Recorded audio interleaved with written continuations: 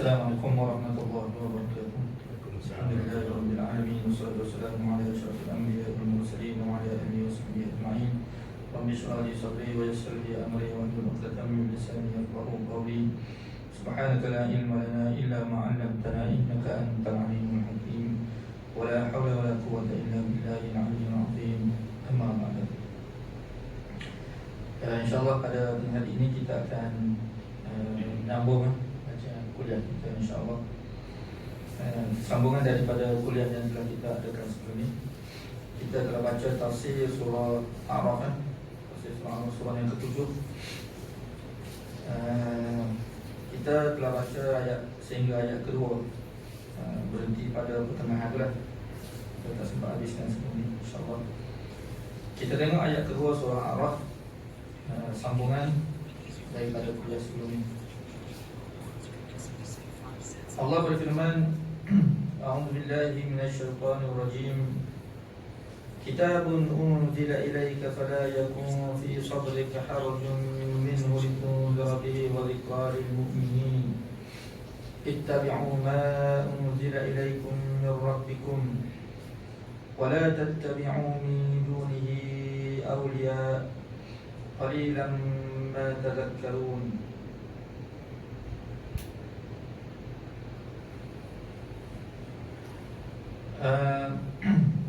Allah berfirman, kitabun, kitab Quran ini unzila ilaika, diturunkan kepada kamu wahai Muhammad. Fala yakun fi sadrika harajun, maka janganlah ada di dalam dada kamu harajun, mana perasaan bimbang atau takut. Dengan sebab turunnya Quran, kita sudah maklum sebelum ni bahawa Nabi SAW apabila menerima wahyu daripada Allah Subhanahu Wa Taala, maka apa yang berlaku, tentangan daripada kaum manusia mula menentang Nabi SAW. Padahal kita sudah maklum bahawa Nabi SAW ni dikenali sebagai Al-Amin, mana orang yang amanah di tanah Arab ketika itu, orang yang jujur, yang tidak pernah berbohong, mana orang yang disenangi. Sebelum Nabi SAW menjadi Rasul tu, mana Nabi itu adalah manusia yang disenangi oleh golongan musyrikin Mekah, oleh penduduk kota Mekah ketika itu. Tidak ada orang bermusuh dengan Nabi SAW. Mana orang yang boleh kita kata orang yang paling baik lah. Jadi sepatutnya kalau kita fikir lagi sudut logik, bila Nabi SAW ini sudah menjadi Rasul, sebelum Nabi itu sebagai seorang Rasul pun, Nabi SAW ni orang yang baik. Bila Nabi menjadi Rasul, sepatutnya Nabi menjadi lebih baik lah. Memanglah itulah hakikatnya.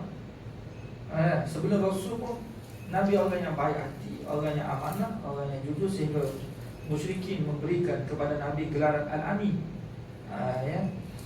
Tetapi apa yang berlaku, musyrikin Mekah telah mendapati Nabi SAW ni apabila membawa ajaran wahyu yang bercanggah dengan amalan yang mereka lakukan ketika itu, mereka tuduh Nabi ni perosok agama Nabi Ibrahim. Lalu mereka telah menentang sungguh-sungguh Nabi SAW. Dan kita maklumlah bahawa golongan musyrikin itu pada satu ketika mereka nak bunuh Nabi SAW. Jadi Allah bagi tahu, janganlah dengan sebab Quran ini kamu berasa dalam hati kamu ini wahai Muhammad kebimbang, sedih. Kita berhenti di situ sebelum ni. Kemudian kita sambung, litunzira bihi, Quran ini diturunkan kepada kamu, litunzira bihi, supaya kamu wahai Muhammad dapat memberi peringatan dengan Quran itu kepada manusia. Mana Quran ini kitab peringatan kepada kita semua. Sebab tu ayat-ayat Quran ni apabila kita baca, kita tadabbur, kita renung, kita akan dapati ayat ni memberi suatu peringatan besar kepada kita. Ancaman lah, peringatan ni mana ancaman. Ancaman yang diberikan oleh Allah Subhanahu Wa Taala kepada kaum musyrikin ketika itu. Wa dhikra lil mu'minin, dan juga inzar di situ maknanya ancaman dan juga peringatan bagi mereka yang beriman kepada Allah Subhanahu Wa Taala. Yang beriman di sini mana yang ingin beriman kepada Allah Subhanahu wa taala. Maka Quran ini menjadi panduan kepada kita semua. Ya. Kemudian ayat ketiga, ittabi'u. Allah bagi tahu kepada manusia ni lah. Ittabi'u. Hendaklah kamu ikut. Ittabi'u ni makna ikut. Apa yang perlu kita ikut? Ma unzila ilaikum min rabbikum, wahyu yang telah diturunkan kepada kamu wahai manusia. Ya. Mir rabbikum, daripada Tuhan kamu. Mana Allah Ta'ala suruh kita ikut. Ya. Ikut wahyu. Wahyu ini sudah ada pada kita. Allah Ta'ala telah turunkan kepada kita wahyu Quran ini. Ya. Jadi ma unzila ilaikum min rabbikum itu makna wahyu. Ya, Quran. Jadi bila diturunkan Quran ini, maka Allah Ta'ala suruh kita ikut Quran. Ya. Ikut Quran, ikut wahyu. Cuma kalau kita nak ikut Quran ni, kena belajar, kena tadabbur, mana kena memahami. Sebab kalau tidak memahami, nak ikut macam mana? Jadi sebelum ikut, terlebih dahulu kita kena faham. Jadi kalau tidak faham, boleh ikut. Mana boleh ikut, tak boleh ikut.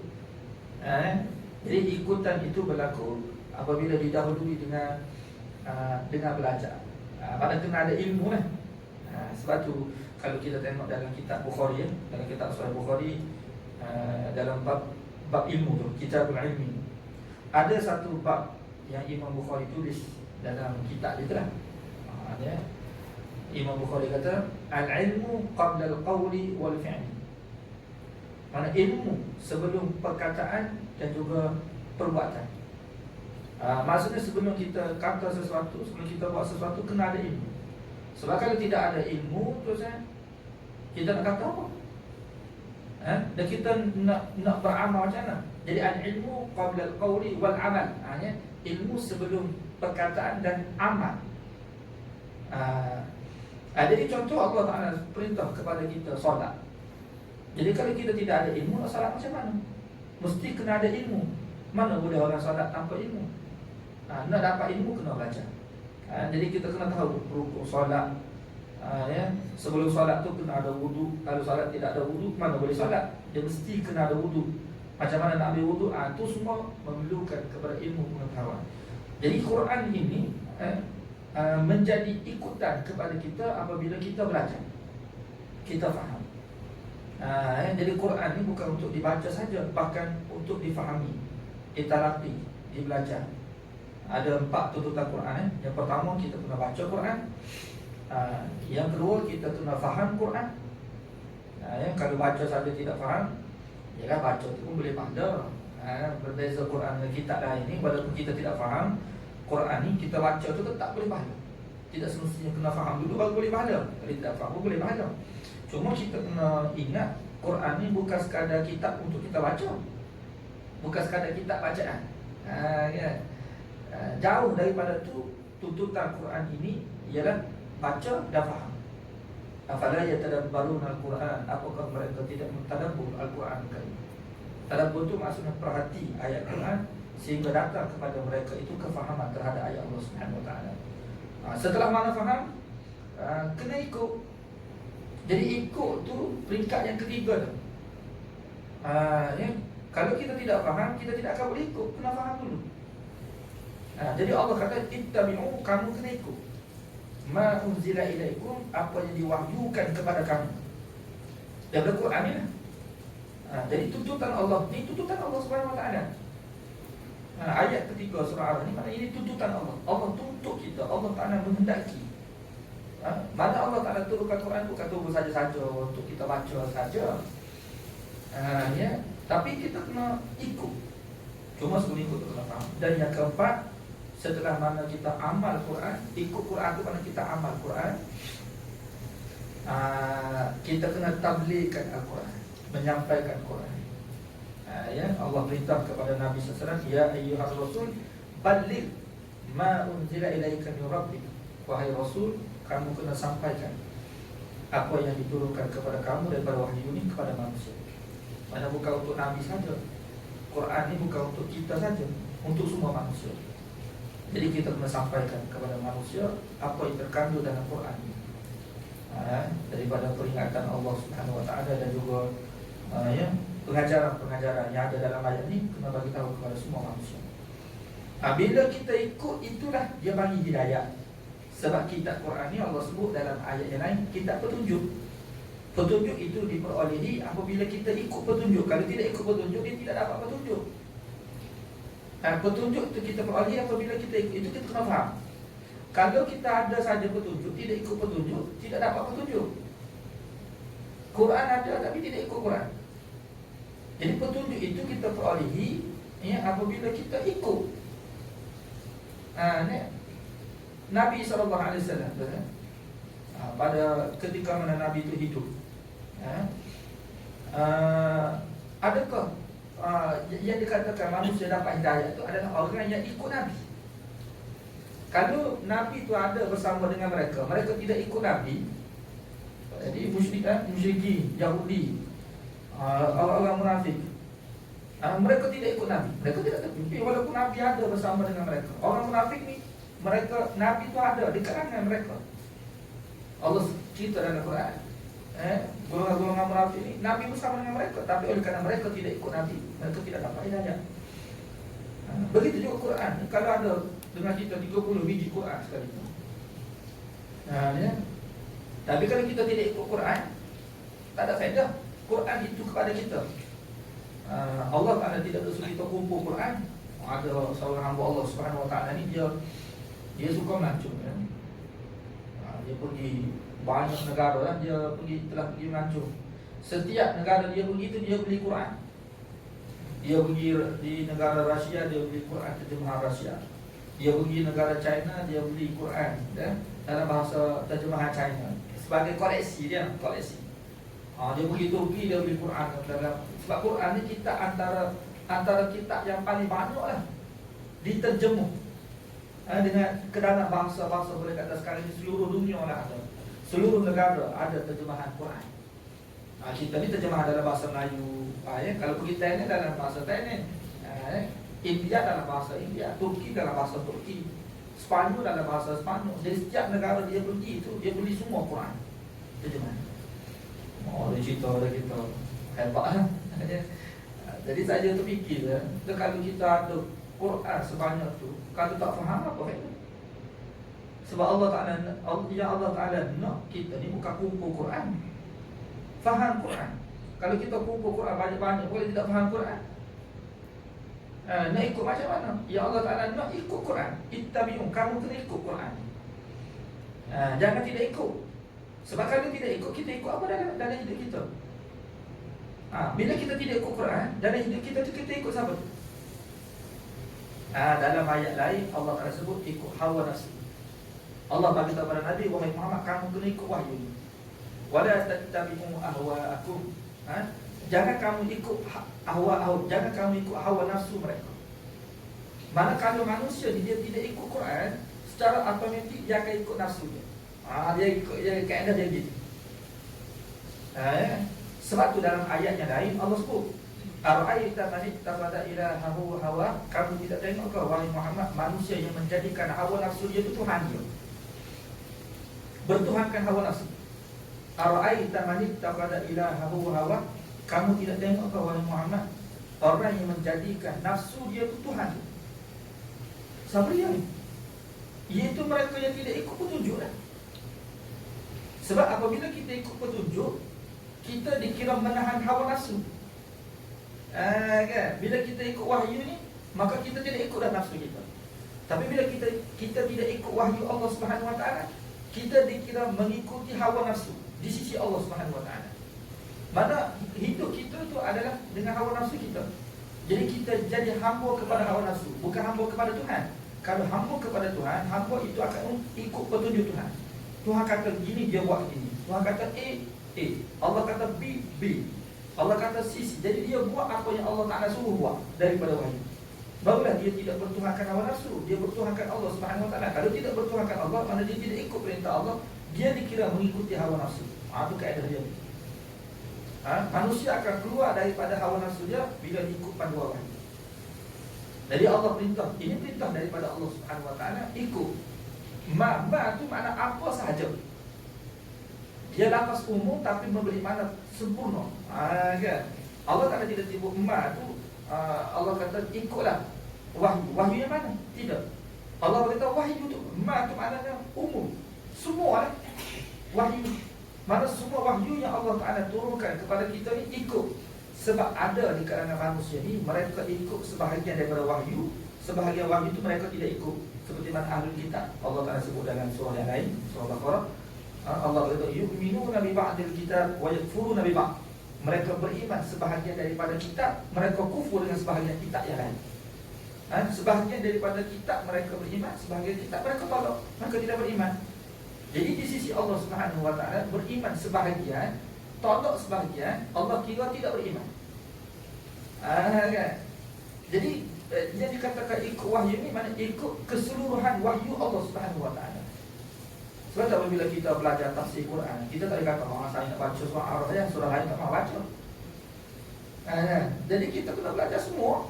Bukan surah Ar-Ra'd kira permulaan. Kita bila kalau dah habis dah kata apa semua, kira nampak tu. Ada semua.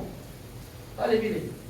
Saya nak baca juzuk 28 saja. Lepas tu juzuk lain tak boleh belajar. Ada semua. Kesemuanya. Ya. Itu makna ma di situ. Wala tattabi'u min dunihi, dan jangan kamu mengikuti min dunihi selain daripada Allah Subhanahu Wa Ta'ala itu auliya, pelindung kamu, pemimpin kamu. Auliya ni maknanya sesuatu yang lain selain daripada Allah Subhanahu Wa Ta'ala yang dijadikan oleh manusia itu sembahan dia, pemujaan dia. Yang boleh menyebabkan mereka ini syirik. Itu apa dia? Selain daripada Allah.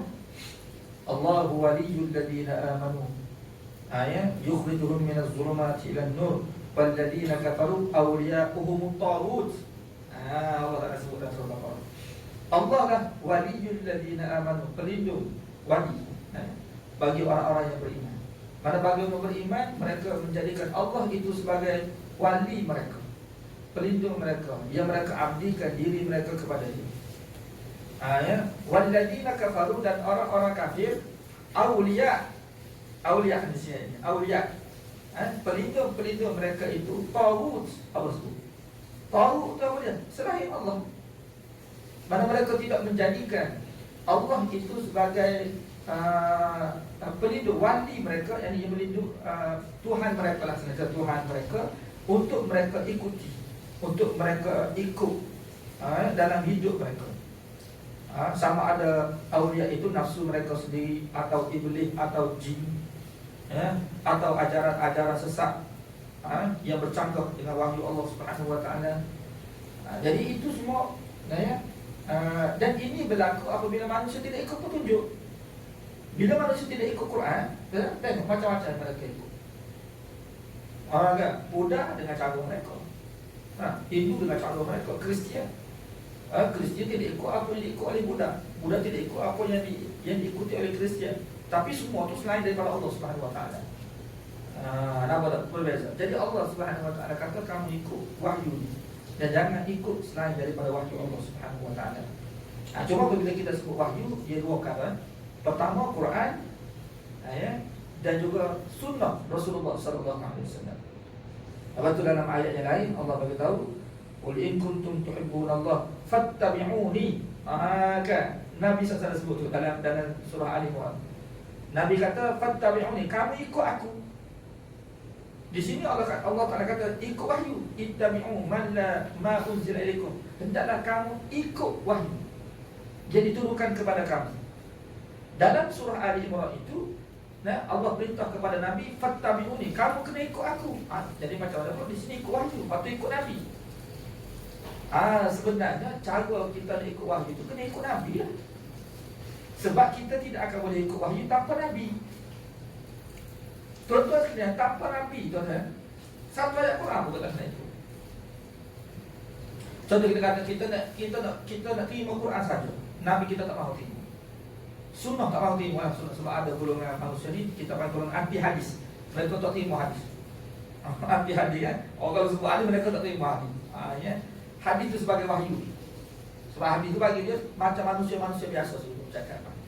Jadi mereka hanya terima Quran saja. Sebenarnya tidak akan boleh berlaku. Kenapa? Tuan-tuan sekalian, Allah suruh kita solat. Bolehkah kita solat tanpa Nabi SAW? Nak solat macam mana? Kita baca Quran daripada awal sampai akhir pun, kita tidak akan boleh solat walaupun 2 rakaat sekali pun tak boleh solat. Sekarang kita solat 2 rakaat, Zuhur 4 rakaat, Subuh 2 rakaat, Asar 4 rakaat. Tu siapa dia ajar tu? Bukan Quran ajar. Nabi SAW ajar kepada kita. Lepas tu puasa. Macam mana kita nak puasa? Kan? Macam mana kita nak puasa tu? Bila kita nak mula puasa dan bila kita nak buka puasa? Berapa lama kita nak puasa? Kan? Dia kata sekarang Nabi SAW ajar kepada kita, ya, mula kita tahan makan minum tu daripada subuh, buka waktu maghrib. Tu kita tahu tu kerana Nabi ajar. Kalau Nabi SAW tidak ada, kita tidak tahu boleh jadi kita puasa waktu malam. Sebab dia kira subuh sampai maghrib 12 jam.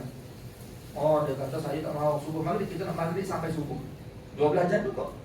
Dia kira puasa bukan ikut jam. Walaupun kita saya puasa daripada maghrib sampai subuh sama 12 jam. Tak sah. Kan? Dia siang hari tu kita puasa. Nabi SAW ajar kepada kita. Haji pun sama juga. Mana semua amalan-amalan dalam agama ni tuan-tuan, semua amalan yang kita lakukan ini adalah daripada Nabi SAW. Sebab tu Nabi kata ikut aku. Mana ikut aku ni, ikut Nabi tu mana ikut wahyu lah.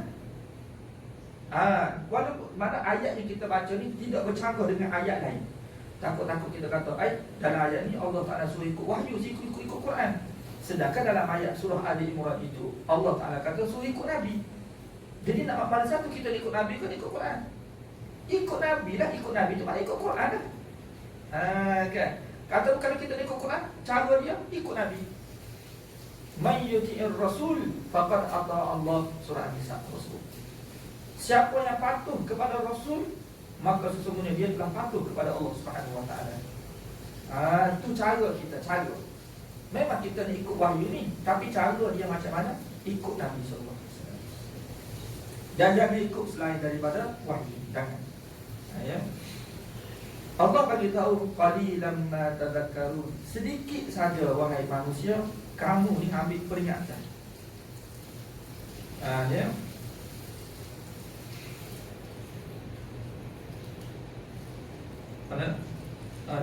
Sedikit. Qalilan mana sedikit saja peringatan yang kamu ambil tu daripada Quran. Sedikit di sini makna tidak cukup. Kan? Tidak cukup. Betul kita ambil. Jadi Allah Subhanahu Wa Taala nak ni kita ambil pengajaran daripada peringatan Allah Subhanahu Wa Taala ni sungguh-sungguh, sehingga peringatan itu betul-betul dapat mengubah diri kita atau kehidupan kita. Ya. Sebab tu kita kena tengok kadang-kadang betul dah kita contoh dalam ayatnya kita akan baca nanti Allah sebut qalilan ma tashkurun. Hanya qalilan ma tadhakkarun. Sedikit je kamu ni ambil peringatan. Sedangkan Quran itu peringatan dia cukup besar, cukup banyak. Banyak ni pengajaran atau peringatan yang Allah berikan daripada wahyu. Tapi yang kita ambil itu sikit. Sikit itu mana tak ada dengan apa yang Allah Ta'ala turunkan. Walaupun dari sudut faedah, pahala tu ada, tetapi Allah Ta'ala menghendaki kita yang ambil sepenuhnya. Bukan kita pilih-pilih. Mana sikit tu boleh jadi kita pilih-pilih ya. Saya nak pilih ayat ni ya. Satu ayat ni. Jadi dia duk amal ayat tu je. Kadang-kadang ada juga manusia ni dia beramal tu. Tu amalan dia daripada dulu sampai sekarang. Sedangkan amalan yang Nabi ajar tu banyak. Bukan amalan tu saja. Dia duk beramal amalan tu. Jangan boleh pandai kan. Tetapi adakah itu sepenuhnya agama? Tidak. Dan nanti kita akan baca nanti bila sampai ayat dia. Allah kata qalilan ma tashkurun. Sedikit je kamu bersyukur. Sedikit. Mana dengan nikmat Allah bagi itu, tu je kamu syukur. Macam mana? Alhamdulillah. Dia kata alhamdulillah. Syukur pada Allah Subhanahu Wa Taala. Betul lah. Alhamdulillah itu adalah salah satu daripada bentuk syukur. Tapi kalau sekadar sebut alhamdulillah tu cukup kok dengan nikmat Allah Taala yang Allah bagi pada kita terusnya. Alhamdulillah, lepas tu salat pun tidak, puasa pun tidak, aurat pun tak tutup. dengan nikmat Allah yang begitu banyak. Sebab Allah Ta'ala sebut dalam ayat yang lain tu kan, nikmat Allah ni kita tak boleh nak hitung, banyak sangat. Wa in ta'uddu nikmatallah la tusuha. Sekiranya kamu cuba hitung nikmat-nikmat Allah tu, kamu tidak akan boleh hitung. Bukan kita tidak pandai matematik, pandai. Bahkan kita ada kalkulator. Kalkulator kita kan sampai berapa angka, 13 angka boleh masuk. Tekan nikmat Allah habis licin lah, tak boleh. Nikmat Allah masih ada lagi tu. Makna kalkulator pun tak boleh nak terima, tak boleh nak kira tu. Sebab tu dalam Quran tidak ada pun ayat Allah Ta'ala suruh kita hitung nikmat dia, tidak ada.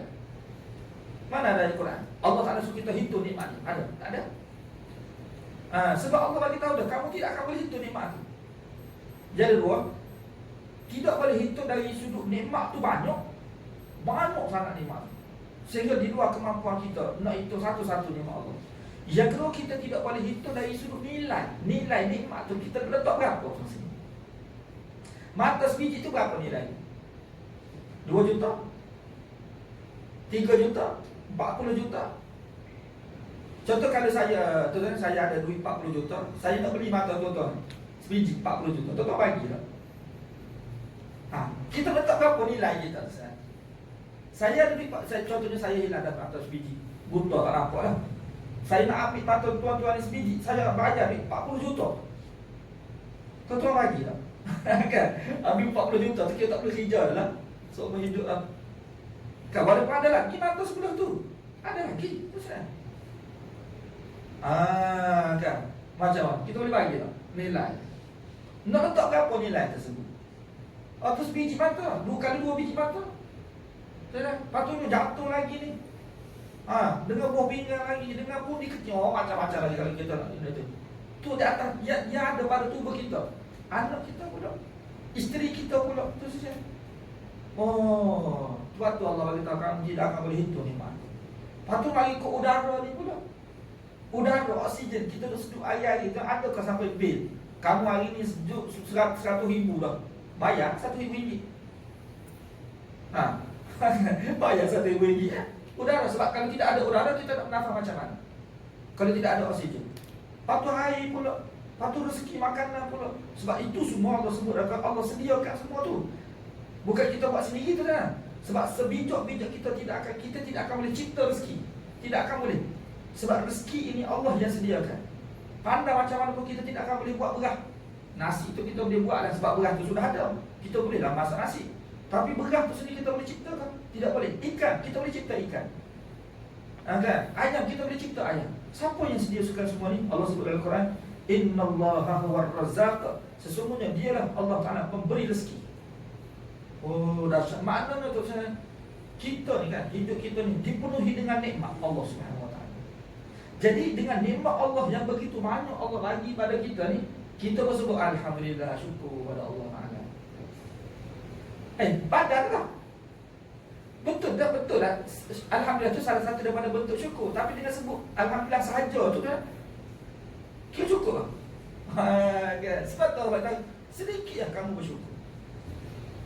Macam gini lah contohnya terus kan, company kan dia bayar gaji kepada pekerja tu 30,000 sebulan. Kalau kita sebut 30,000 tu kira besar dah lah gaji 30,000 sebulan. Ada gaji 30,000, bagilah 1,000 pada saya. Tak tu besar lah gaji tu kan. Jadi bila biasanya kalau kaedah bila besar gaji, dia tugas dia besar. Itu biasa company Saya pun tak nak hijau sampai 30,000 tak ada lagi tu. Cuma secara analoginya begitulah. Mana kalau kita nak fikir, kalau dah gaji besar tu, mana tugas dia besar lah. Padan dengan gaji. Saya pernah jumpa seorang hamba Allah Subhanahu Wa Ta'ala, dia hijau petronas terus kan. Tapi dia ni lah bagian masuk dalam menyelam dalam laut. Menyelam dalam laut tu duduk berpanggil pasang paip dalam laut tu maksudnya. Mudah-mudah lagi dalam 20 misalnya. Tapi gaji dia ketika tu 25,000 sebulan. Kalau sedap betul lah. Kalau orang muda 25,000 ni dengan tidak ada tanggungjawab apa kan, besar lah. Tapi pernah sabar lah kalau kita fikir dengan kerja dia tu sebenarnya. Kita duduk paku atas daratnya okey lagi. Dia duduk paku dalam laut pun, dalam laut tu sebenarnya. Kadang-kadang malam-malam macam-macam dia jumpa dalam tu. Nampak tak? Maknanya sesuai dengan gaji.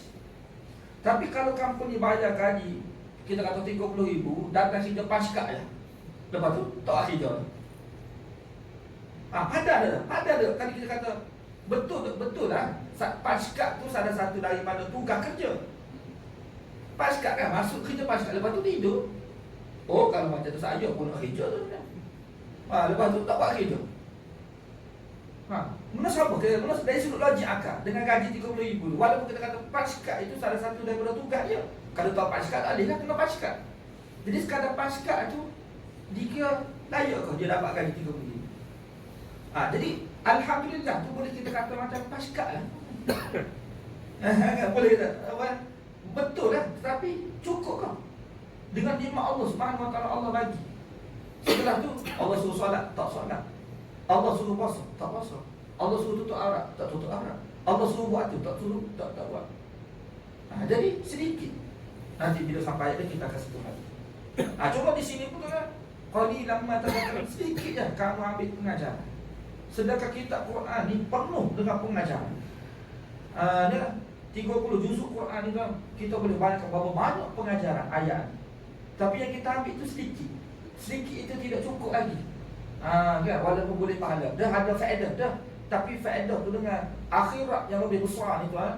Sebab akhirat tu hari yang kita kata hari yang dahsyat ni. Allah Taala sebut dalam ayat lain, akhirat ni satu hari yang mana jantung manusia ni akan jadi terangkat sampai ke halqum. Wa anzirhum yaumal azati idil qulub yaumal azifati idil qulub ladal hanajir kalimin.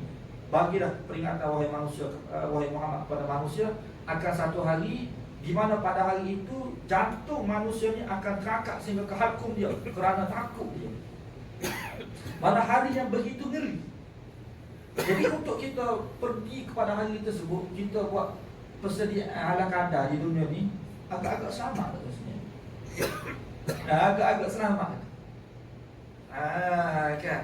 Tentu sekali tidak akan selamat. Walaupun ada dah sedikit sebanyak tu, tetapi tidak cukup lagi.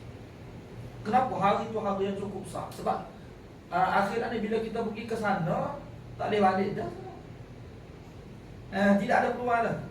Tidak boleh U-turn balik dah. One way lah. Bila pergi ke sana, duduk sana tak boleh balik.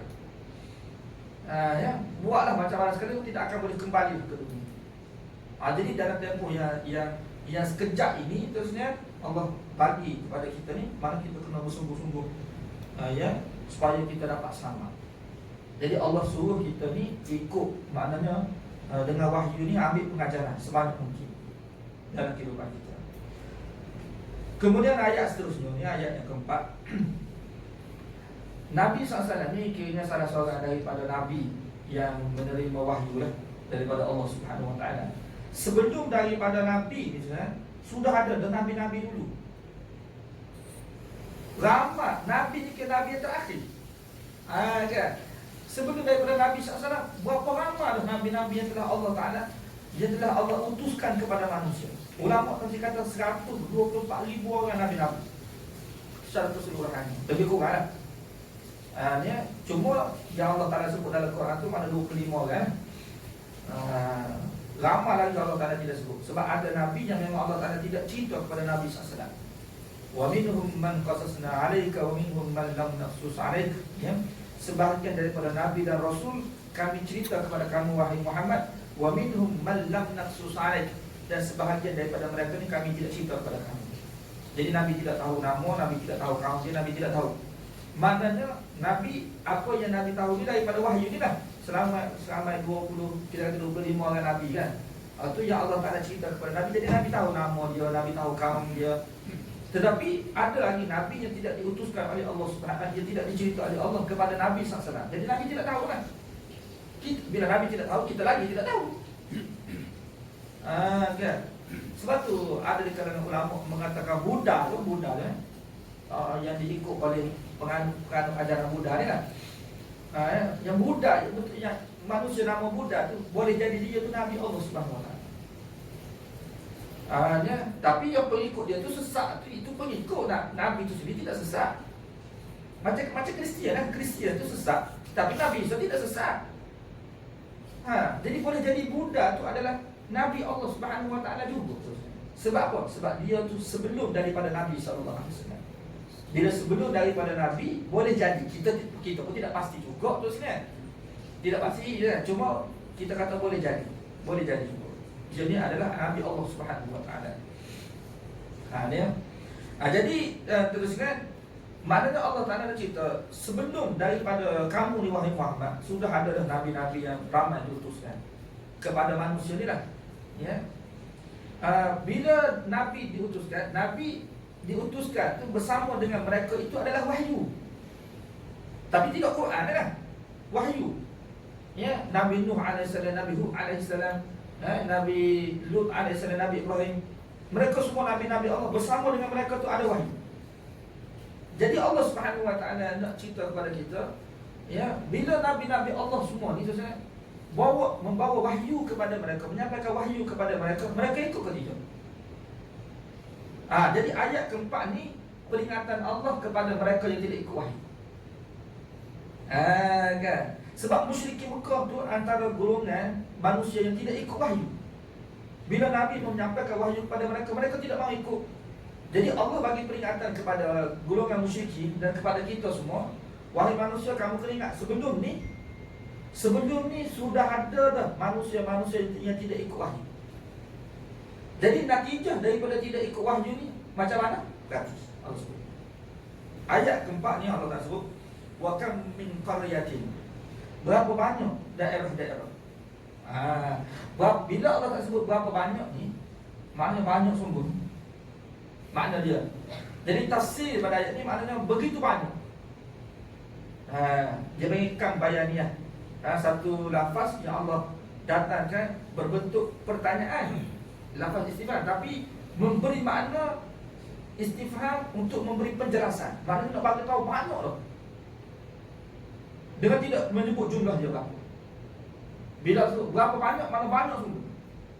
Wa kam min qaryati, berapa banyak daerah-daerah ahlaknaha, kami telah membinasakan penduduk dia. Kenapa Allah Ta'ala membinasakan mereka ini? Terusnya, sebab tidak ikut wahyu lah. Natijah daripada tidak ikut wahyu yang disampaikan oleh Nabi kepada mereka ini. Nanti dalam surah Al-Araf kan, kita baca surah tafsir surah Al-Araf ni, kita akan baca nanti. Bila sampai masa ni kita akan baca. Allah datangkan satu-satu contoh. Kaum Nabi Nuh, kaum Nabi Hud, kaum Ad, kaum Nabi Saleh, kaum Nabi Shu'aib, kaum Nabi Lut, dan juga kaum Nabi Musa. Lima. Hari ni kira umat dulu ni, semua kaum ni binasa semua. Kaum Nabi Nuh binasa, kaum Ad binasa, kaum Nabi Lut binasa, kaum Nabi Saleh binasa, kaum Shu'aib binasa, kaum Nabi Musa Fir'aun binasa. Ya. Semua kaum ni diutuskan Nabi kepada mereka, dan Nabi ni membawa wahyu kepada mereka. Allah binasakan mereka kenapa? Kenapa tu sebenarnya punca dia? Sebab tak ikut wahyu. Jadi musyrikin Mekah ni antara golongan manusia yang telah disampaikan wahyu kepada mereka oleh Nabi SAW. Allah bagi peringatan kepada mereka, kalau mereka juga tidak ikut wahyu, mereka kena bersedia dengan natijah yang sama seperti mana menimpa umat terdahulu. Nampak tak? Sebab musyrikin Mekah tu antara golongan manusia yang pertama menerima wahyu daripada Allah Subhanahu Wa Taala. Itu tak apalah musyrikin Mekah tu kan. Kita sekarang. Jangan nampak musyrikin umat dulu saja, kita sekarang. Tidakkah Quran ini juga untuk kita? Kau untuk musyrikin saja Quran ni? Quran ni untuk kita. Jadi kalau kita juga tuan-tuan tidak ikut wahyu Allah Subhanahu Wa Taala ini, seperti mana umat dulu tidak ikut wahyu dan juga menentang. Dia ada peringkat, nanti kita sampai masa kita akan cerita peringkat-peringkat. Ada orang tu dia tidak ikut wahyu, dia tidak menentang. Tak apa lagi. Kan? Dia tidak ikut. Tapi dia tidak menentang. Cuma dia tak itu. Tu tak apa lagi. Mana tidak sampai ke tahap layak asap. Jadi musyrikin Mekah dan umat dulu ni, mereka tidak ikut wahyu. Dalam masa yang sama mereka menentang wahyu tersebut. Kenapa mereka menentang? Ceritanya kenapa mereka menentang? Sebab gini, walaupun mereka tidak ikut kan, mereka pembesar-pembesar lah, tidak ikut wahyu itu. Tapi dalam masa yang sama mereka tengok orang lain ikut. Kau tu jadi masalahnya. Bila mereka tengok orang lain ikut, mereka jadi tidak selesa. Nampak kan? Nanti lama-lama dibiarkan Nabi ni makin ramai pengikut dia. Sebab tu mereka menentang. Nanti bila sampai masa ni kita saja akan uraikan. Mana tidak ikut wahyu tu, tahap tidak ikut wahyu macam mana yang melayakkan azab. Cuma senang cerita maknanya tahap menentang. Mereka tidak ikut wahyu, mana mereka menentang pula wahyu Allah Subhanahu Wa Taala. Kalau sampai tahap menentang, memang layak mereka ni untuk diazab oleh Allah Subhanahu Wa Taala. Jadi semua nabi-nabi dulu tu, kaum-kaum terdahulu tu kerana mereka menentang. Mereka menentang tu supaya ajaran Nabi itu tidak diikut oleh, walaupun mereka tidak ikut, mereka juga tidak ingin wahyu dia diikut oleh orang lain. Kan? Musyrikin Mekah begitulah, mereka menentang Nabi itu kan, walaupun mereka tidak ikut, tapi mereka juga ingin orang lain itu tidak ikut. Alladzina yasudduna an sabilillah, iaitu mereka menghalang manusia-manusia ini daripada jalan Allah Subhanahu Wa Taala. Jadi kalau kita tak mau ikut, tak apa, biar kita sajalah. Jangan kita bertindak menghalang pula orang lain untuk ikut. Sebab kalau kita tidak ikut, bukan bermakna orang lain tidak ikut tu sebenarnya. Kita tidak ikut, walaupun kita tidak ikut, 10 orang lain ikut. Nama dah. Kita tidak ikut, kita seorang, tapi orang nak ikut, biarlah dia ikut. Kalau dia tak ikut, ini halang pula orang lain. Di situlah kemurkaan Allah Subhanahu Wa Taala. Tidak ikut tu Allah murka dah. Menghalang itu lebih berat lagi tu. Tidak ikut tu berat dah, menghalang itu lebih berat. Sebab tu dosa menghalang orang ni lebih berat daripada dosa pribadi kita. Kan? Kita contoh kita tak buat tu kan. Kita dosa lah contohnya. Tapi bila kita halang orang lain buat tu kan, orang lain itu dosa. Dosa dia pun kita akan tanggung. Padahal kita tak buat. Contoh gini tu kan. Kita tak tutup aurat. Kan? Kita tak tutup aurat. Kita dosa kan. Ya. Tapi bila kita keluarkan arahan, semua orang tak boleh tutup aurat. Sebab kita bos kan. Kita bos, kita majikan, semua perempuan-perempuan yang nak kerja dengan aku ni tak boleh tutup aurat. Tak boleh tutup, mana kena buka aurat kan. Jadi perempuan ni pula, perempuan iman ni, dia ikutlah. Tak tutup aurat. Bila tak tutup aurat, dia berdosa lah. Dia patuh kepada arahan, dia bercanggah dengan perintah Allah. Dan dosa dia tu pun ditanggung oleh orang yang memberi arahan. Kalau 10 orang tak tutup aurat, 10 orang tanggung dosa. Kalau 100 orang pekerja dia dah, 100 orang pekerja dia tu yang tak tutup aurat dengan arahan dia tu, dia akan tanggung dosa 100 orang. Kalau 1000 orang, kalau pekerja tu 100,000 orang, 100,000 orang dia tanggung dosa. Itulah contohnya. Sebab tu Allah Ta'ala maklum tu pada menghalang. Menghalang tu lebih berat lagi. Kadang-kadang menghalang inilah nanti jauh lebih besar. Pembesar-pembesar di kota Mekah dulu, mereka tidak ramai. Macam kata menteri kan, menteri berapa orang jumlah dia? Kan? Tak ramai. Tapi dia punya kesan dia tu boleh memberi kesan kepada rakyat yang begitu ramai. Sebab tu kita kan, Allah bagi pada kita ni ikhtiar kan, untuk kita memilih pemimpin. Kena berhati-hati memilih pemimpin.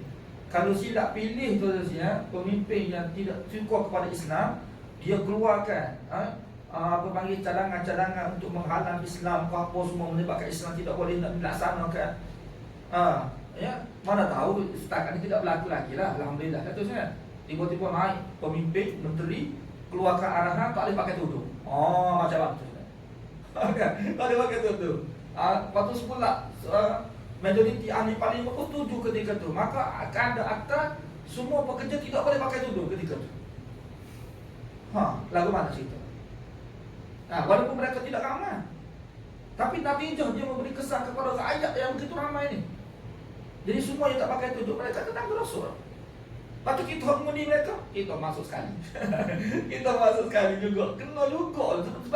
Sebab mereka naik tu dengan sebab kita. Dengan sebab kita pakuh mereka. Sebab tu jangan main-main nak pakuh tu kan. Kena pilih. Kita kena tahu, kena pandai, kena sedikit lah sikit je.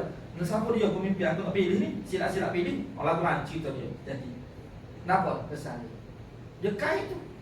Liyahmilu awzar kamilatan yaumal qiyamah, mengakibatkan mereka menanggung dosa orang-orang lain di hari akhirat nanti. Di atas dosa mereka tu, mereka tidak ikut Islam, mereka dosa dah. Kok tidak ikut Islam ni dengan sebab mereka ni, tuan-tuan, mereka akan tanggung dosa. Sempurna Allah sebut. Kan kata sempurna. Manakala dosa tu sempurna, komplit, tuan-tuan, dia akan dapat komplit seperti itu, tidak kurang sikit pun. Tidak kurang sikit pun dosa tu. Na'udzubillah. Inilah sebab tu bila sampai tahap menentang, lawan menentang, ini betul-betul melayakkan diri kena azab daripada Allah Subhanahu Wa Taala.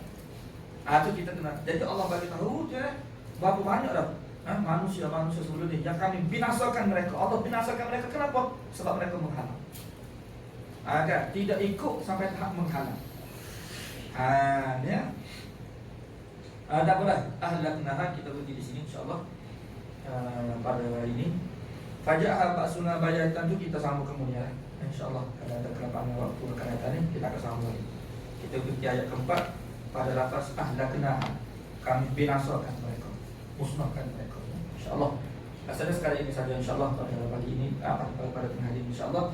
Hari ini saya ada buat tabung sumbangan untuk madrasah dan juga untuk pelajar-pelajar yang tidak berkemampuan untuk kita bantu insyaAllah. Siapa nak bagi sumbangan ada tabung di belakang sana, mudah-mudahan kita dapat bantu lah. Itu cara Allah SWT insyaAllah. Kita berjumpa lagi. Wabillahi taufiq wal hidayah. Assalamualaikum warahmatullahi wabarakatuh. Alhamdulillahirabbil alamin wassalatu wassalamu ala asyrafil anbiya'i wal mursalin wa ala alihi washabbihi ajma'in. Allahumma faqihna fid din wa 'allimna ta'wil wa hdina ila siratal sabil. Allahumma hamdana bil Qur'an waj'alhu lana imaman wa nuran wa rahmah. Walhamdulillahi rabbil alamin.